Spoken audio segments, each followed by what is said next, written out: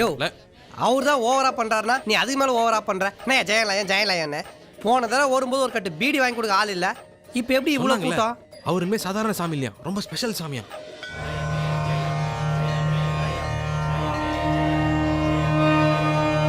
என்னப்பா இதெல்லாம்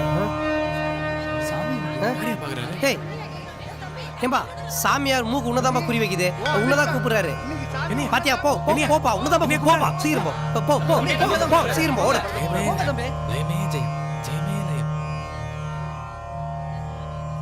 சாமி தம்பி ஒர்க் அவுட் ஆயிடுச்சா? அப்பெல்லாம் நான் எவ்வளோ பேசுவேன், ஒரு பையன் கேட்க மாட்டான். இப்போ நான் பேச மாட்டேன்னு உட்காந்துருக்கேன். எப்பங்க சாமி பேசுவீங்கன்னு தோப்பார். கலெக்டர்லேருந்து கவுன்சிலர் வரைக்கும் ராப்பகளாக காத்துக்கிட்டு இருக்காங்க. எப்படிராக்க அவனுக்கு இந்த ஐடியா வந்துச்சு? அது ஒன்றும் இல்லை சாமி, ஒரு பொண்ணை சைட் அடிக்கிறோன்னு வச்சுக்கோங்களேன். எப்படா பேசுவான்னு இயங்கிக்கிட்டே இருப்போம்.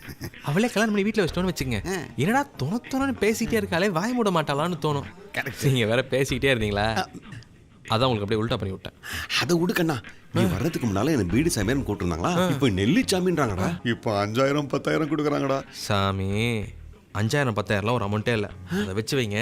என்ன பண்ணுறது அப்புறம் சொல்கிறேன். அதில் என்னன்னா கிளம்புடுங்க.